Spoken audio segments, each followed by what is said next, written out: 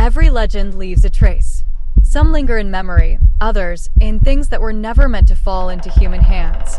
In the Myths Belief Store, you'll find artifacts, talismans, and relics steeped in the darkness of ancient faiths. Enter if you dare to touch what is forgotten and terrifying. Link in the description. In the darkness of the night, where the swamps fall silent and the fog rises like the breath of something inhuman, you can sometimes hear a splash that should not exist. Something stirs the water, even though no one has ever dared to come closer. It is there, according to ancient beliefs, that the Utopiec lurks, a creature whose name was never spoken lightly, because people believed it could draw his attention, and not even the bravest wanted that. The Utopiec is one of the most unsettling Slavic demons. The spirit of a person who died in water suddenly, tragically, often by drowning, suicide, or murder. People believed that the soul of such a person could not move on and became trapped between the world of the living and the world of the dead, turning into something that no longer resembled a human. Its appearance was described differently in various regions, but it always inspired fear. Some said the Utopiec looked like a swollen corpse with bluish hands and skin that cracked with every movement.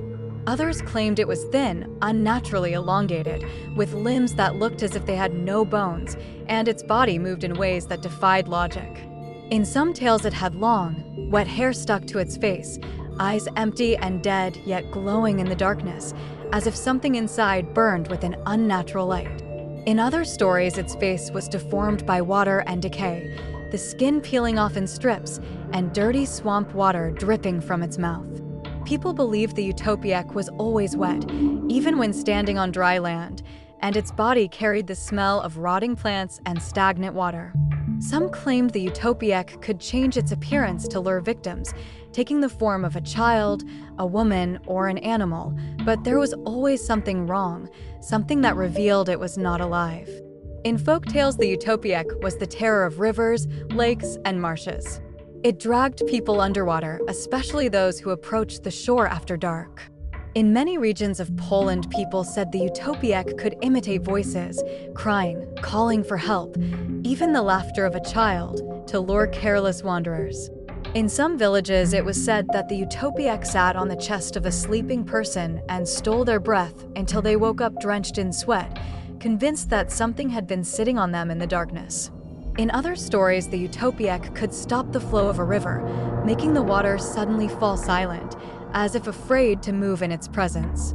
People believed the Utopiec especially targeted drunkards and those returning from taverns at night, because they were easy prey. It was said that it could grab a person by the leg and pull them down so quickly they could not even scream. In some regions, people claimed the Utopiec lived in groups, forming something like water packs that patrolled the marshes and guarded their territory. It was also said that the Utopiec could attach itself to a specific place, such as a mill, a bridge, or a bend in the river where a tragedy had occurred, and that it would haunt that spot until someone performed the proper ritual. In many tales, there is also the idea that the Utopiec is not always evil. Sometimes it helped fishermen, warned of storms, or guided lost travelers to the shore, but only when its own death had been unjust and it sought redemption. In some legends, there is also a mention that the Utopiec can be freed from its curse, but only if someone performs the proper ritual or finds its body and buries it according to ancient customs. People believed that if the Utopiec was buried in consecrated ground, its soul could finally move on and stop haunting rivers and swamps. In other stories, the only way to calm the Utopiec was to offer it gifts, most often bread, milk, or vodka thrown into the water as a gesture meant to appease it. Some claimed the Utopiec could accept the offering and promise not to harm anyone from the village for a certain time. In other tales, however, the Utopiec was unpredictable, and even offerings could not calm it because its anger was too deep and its death too painful for it to ever find peace. In popular culture, the Utopiec appears more and more often, especially in games, books, and films inspired by Slavic mythology.